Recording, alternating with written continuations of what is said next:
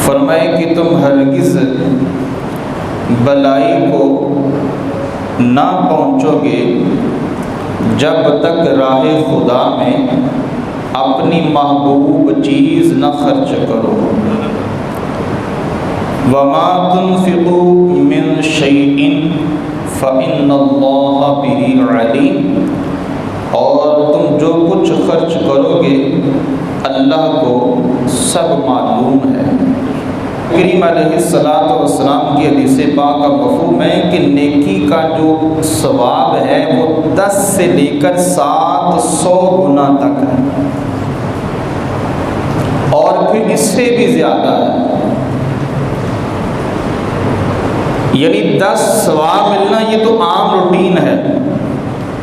یہ تو ہر ایک کے لیے ہے، لیکن فرمائیں کہ جب تم اللہ کی راہ میں اپنی محبوب چیز خرچ کرو گے، اپنی پسندیدہ چیز اللہ کی راہ میں خیرات کر دو گے، پھر تمہیں اللہ 10 گنا نہیں بلکہ فرمائیں کہ 700 گنا تک ثواب عطا کرے گا۔ یعنی اس نیکی کا، اس بلائی کا جو اعلیٰ درجہ ہے اللہ وہ تمہیں عطا کرے گا۔ اور اس آیت بینہ کے نزول کے بعد جن کو اپنا باغ پسند تھا انہوں نے باغ اللہ کی راہ میں خیرات کر دیا، جنہیں زمین کا کوئی اور ٹکڑا محبوب تھا انہوں نے وہ اللہ کی راہ میں خیرات کر دیا، حتیٰ کہ حضرت عمر بن عبدالعزیز رضی اللہ تعالیٰ عنہ کے بارے میں آتا ہے کہ انہوں نے شکر کی بوریاں اللہ کی راہ میں خیرات کر دی۔ تو کسی نے پوچھا کہ جی یہ آپ نے کیا کیا؟ تو آپ نے فرمایا کہ مجھے شکر بڑی محبوب ہے، مجھے یہ پسند ہے، اور چونکہ اللہ نے یہی فرمایا ہے کہ پسندیدہ چیز اللہ کی راہ میں دو تو نیکی کا اعلیٰ درجہ ملے گا، تو مجھے چونکہ شکر پسند ہے اس لیے میں نے یہی اللہ کی راہ میں خیرات کر دی۔ اور پھر اللہ تبارک و تعالیٰ نے فرمایا کہ تم جو کچھ خرچ کرو گے اللہ کو معلوم ہے،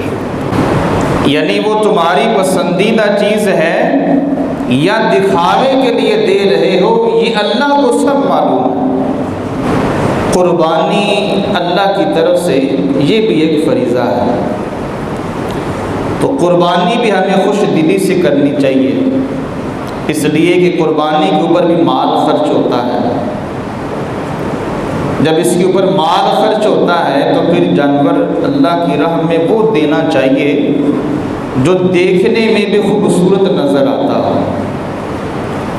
اور وہ فربا ہو، صحت مند ہو، تندرست ہو، کوئی لنگڑا نہ ہو، کمزور نہ ہو، دیکھنے میں بدنما نہ لگتا ہو، ایسا جانور اللہ کی راہ میں قربان کرنا چاہیے، اس لیے کہ یہ وہ قربانی ہے فرمائیں کہ کل قیامت میں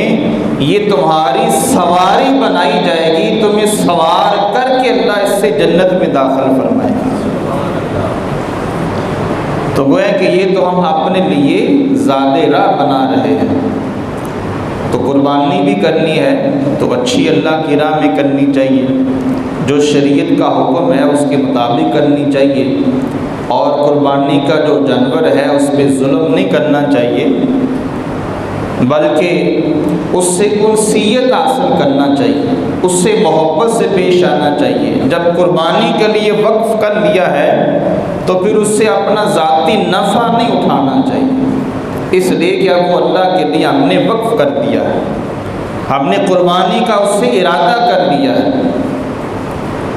اور یہ قربانی نبی پاک علیہ السلام کی سنت مبارکہ ہے کہ میرے نبی علیہ السلام آپ مدینہ طیبہ میں 10 سال آپ نے مبارک زندگی کی گزارے ہیں، تو 10 سالوں میں کبھی ایسا نہیں ہوا کہ آپ نے کبھی قربانی کا فریضہ ترک کیا ہو، بلکہ آپ نے ہمیشہ یہ قربانی کا فریضہ سر انجام دیا ہے۔ تو اللہ تبارک و تعالیٰ نے بھی ہمیں یہاں فرمایا ہے کہ اگر نیکی کا اعلیٰ درجہ چاہتے ہو تو پھر خوبصورت چیز اللہ کی راہ میں خرچ کرو۔ نبی کریم علیہ السلام کے حدیث پاک کا مفہوم ہے، حضرت برہ بن عازب رضی اللہ تعالی عنہ روایت کرتے ہیں کہ میرے محبوب علیہ السلام نے فرمایا کہ بھائی 4 قسم کے جو جانور ہیں وہ اللہ کی راہ میں قربان نہ کرو۔ ایک فرمایا کہ ایسا لنگڑا جس کا یہ واضح نظر آتا ہے کہ یہ لنگڑا ہے، چلنے میں اس کو دقت ہے، اس کا یہ لنگڑا پن بڑا واضح ہے اور محسوس ہوتا ہے کہ جب یہ چلتا ہے تو چلنے میں اس کی ٹانگ میں مسئلہ ہے۔ تو میرے محبوب علیہ السلام نے فرمایا کہ بھئی ایسا جانور اللہ کی راہ میں قربان نہ کریں۔ اور پھر میرے کریم آقا علیہ السلام نے فرمایا کہ جو کانا ہے، یعنی اس کی آنکھ صحیح نہیں ہے، اس کو دکھائی نہیں دیتا ہے، تو فرمایا کہ ایسا جو کانا جانور ہے وہ بھی اللہ کی راہ میں قربان نہ کرو، اس لیے کہ یہ عیب ہے اور اللہ کا حکم یہ ہے کہ اس کی راہ میں بے عیب چیز کو قربان کیا جائے۔ تو یہ عیب ہے اور واضح نظر آتا ہے کہ یہ عیب ہے، تو محبوب علیہ السلام نے فرمایا کہ جو اندھا ہے، جو کانا ہے، فرمائیں کہ ایسا جانور بھی اللہ کی راہ میں قربان مت کرو۔ اور پھر میرے نبی کریم علیہ السلام نے ارشاد فرمایا کہ جو کمزور ہے، جو بکریوں کے ریوڑ میں چلنے کے بھی قابل نہیں، وہ لاغر ہے، کمزور ہے، چلنے کی اس میں سکت نہیں ہے، اگر ریوڑ کے اندر چلے تو وہ ریوڑ میں چل نہیں سکتا ہے، کبھی ادھر سے دھکا لگا تو گر گیا، ادھر سے جانور کا دھکا لگا تو گر گیا، وہ تو چند بکریوں کے ریوڑ میں جو نہیں چل سکتا ہے اسے تم اللہ کی راہ میں قربان کرتے ہو۔ تو فرمایا کہ یہ جو یہاں نہیں چل سکتا ہے، جب اسے تمہاری سواری بنایا جائے گا تو تمہیں وہ کیسے جنت میں داخل کروائے گا۔ یعنی یہ حدیث پاک کا مفہوم ہے نا، میں نے جیسے عرض کیا کہ آقا علیہ السلام نے فرمایا کہ محشر کے میدان میں یہ جو تم جانور اللہ کی راہ میں قربان کرتے ہو، انہیں اپنے سینگوں کے ساتھ لایا جائے گا اور حکم ہوگا کہ ان کے اوپر سوار ہو کے جنت میں داخل ہو جاؤ۔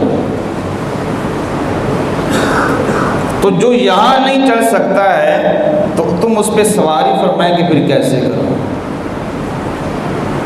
تو فرمائے کہ جو کمزور ہے، لاغر ہے اور بکریوں کے ریوڑ میں چلنے کے وہ قابل نہیں ہے، تو فرمائے کہ اس جانور کو اللہ کی راہ میں قربان مت کرو، وہ قربانی کے قابل نہیں ہے، وہ اس لائق نہیں ہے کہ اس جانور کی اللہ کی راہ میں قربانی کی جائے۔ وہ حلال ہو سکتا ہے، اس کا گوشت کھانا جائز ہو سکتا ہے، اسے ذبح کرنا بھی درست ہو سکتا ہے، لیکن بطور قربانی اس کو فرمائے کہ اللہ کی راہ میں قربان نہ کرو، اس لیے کہ وہ جسمانی اعتبار سے کمزور ہے، لاغر ہے، یہ اللہ کو پسند نہیں ہے، یہ اللہ کی راہ میں قربان نہ کرو۔ اور نبی پاک علیہ السلام نے فرمایا کہ جو کان کٹا ہوا ہے، جس کا کان کاٹ لیا گیا ہو اور واضح پتہ چلتا ہے کہ اس کا جو کان ہے وہ کٹا ہوا ہے، تو فرمائے کہ وہ بھی اللہ کی راہ میں قربان مت کرو، اس لیے کہ یہ عیب ہے، اور جو عیب ہے یہ اللہ کو قبول نہیں ہے، یہ اللہ کی راہ میں پسندیدہ نہیں ہے، تو فرمائے کہ یہ بھی اللہ کی راہ میں قربان نہ کرو۔ تو میرے نبی علیہ السلام نے فرمایا کہ بھئی یہ جو ایسے جانور ہیں ان کو اللہ کی راہ میں قربان مت کرو، یہ محبوب نہیں ہے، یہ پسندیدہ نہیں ہے، ان کی اللہ کی راہ میں قربانی نہ دو۔ اس لیے کہ میرے محبوب علیہ الصلوۃ والسلام نے فرمایا کہ یہ قربانی کے قابل نہیں ہے، یہ درست نہیں ہے۔ اور اللہ تبارک و تعالیٰ نے بھی فرمایا ہے کہ بھی اللہ کی راہ میں اپنی محبوب چیز اللہ کی راہ میں قربان کرو۔ جو محبوب ہے، جو پسندیدہ ہے، وہ اللہ کی راہ میں قربان کرو۔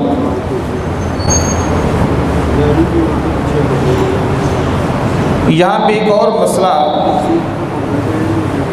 میں آپ کے سامنے بھی عرض کرتا چلوں۔ آج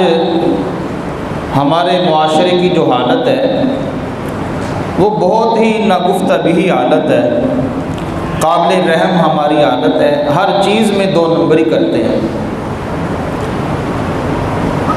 ہر چیز میں چاہتے ہیں کہ کم وقت میں، تھوڑے وقت میں ہم زیادہ پیسہ کما لیں۔ اب ہوتا کیا ہے کہ جو قربانی کے لیے جانور بیچنے والے ہیں وہ جانوروں کو کوئی چیز ایسی کھلا دیتے ہیں کہ چند منٹوں میں بظاہر وہ بڑا طاقتور لگتا ہے، بڑا پھولا ہوا لگتا ہے، اور دیکھنے والا بھی یہ سوچنے پہ مجبور ہو جاتا ہے کہ یہ تو بڑا فربا ہے، یہ تو بڑا موٹا تازہ ہے، اور مہنگے داموں خرید بھی لیتا ہے، لیکن جب خرید کے گھر لاتا ہے اور جو کچھ اس کو کھلایا ہوتا ہے، جب اس کا اثر ختم ہوتا ہے تو پتہ لگتا ہے کہ اس میں سوائے ہڈیوں کے اور کچھ ہے ہی نہیں، سوائے ہڈیوں کے اس میں اور کچھ ہے ہی نہیں۔ تو یاد رکھیں کہ میرے نبی علیہ الصلوۃ والسلام نے ارشاد فرمایا کہ اللہ تعالیٰ نے ہر چیز پر احسان کرنا یہ تم پر لاگو کر دیا ہے، ہر چیز پر احسان کرنا ہے۔ اور ان میں احسان کیا ہے؟ ان میں احسان یہ ہے کہ فرمائیں کہ جیسے تم اپنے اوپر ظلم و زیادتی کرنا پسند نہیں کرتے، ایسے ہی فرمائیں کہ جانوروں کے اوپر بھی ظلم اور زیادتی مت کرو، اس لیے کہ جیسے اوروں پر احسان کرنا ضروری ہے، ایسے ہی تمہارا جانوروں کے اوپر احسان کرنا بھی ضروری ہے۔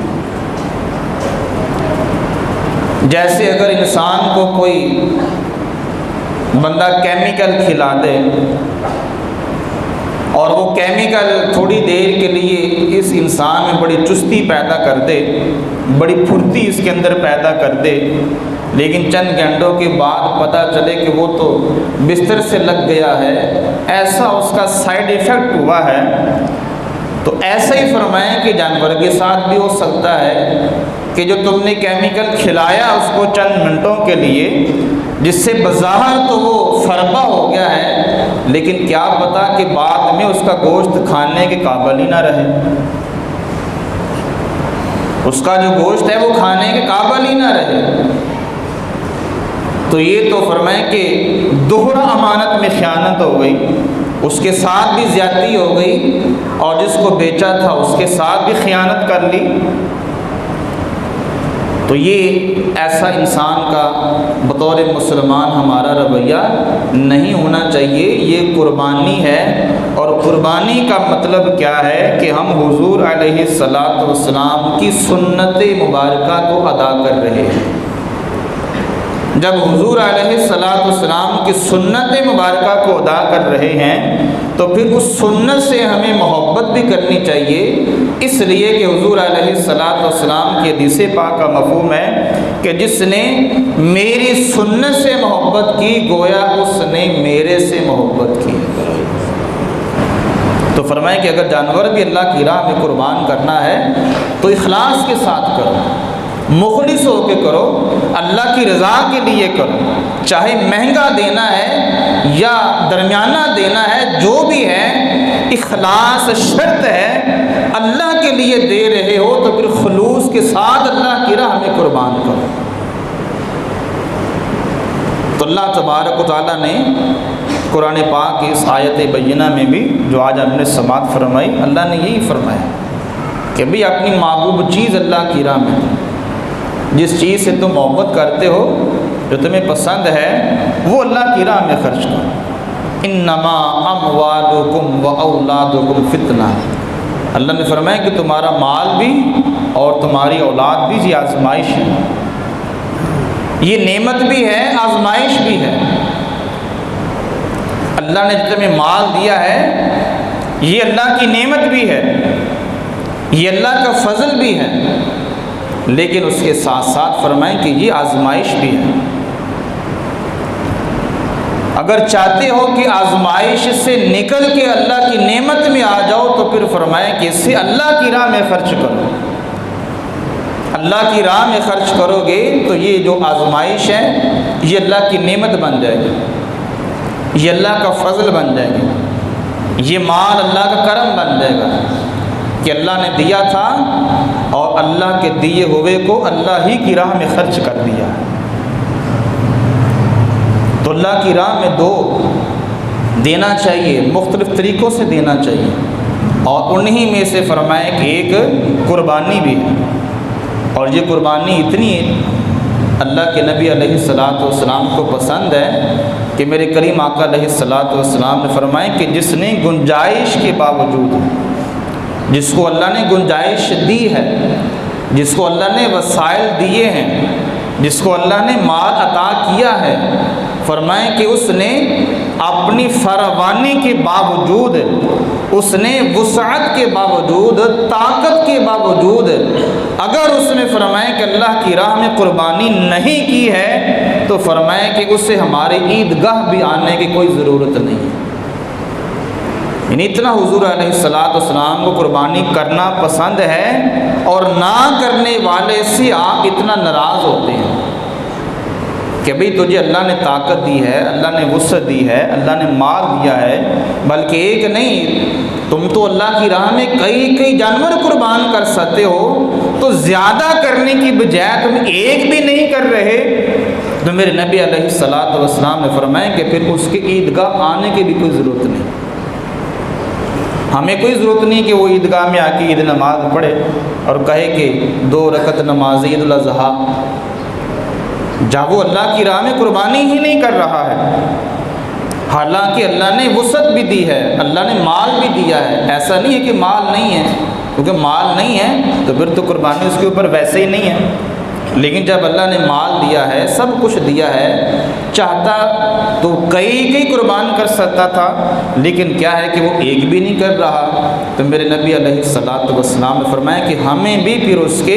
عیدگاہ آنے کی کوئی حاجت نہیں ہے۔ لہٰذا یہ قربانی انسان کو خوش دلی سے کرنی چاہیے،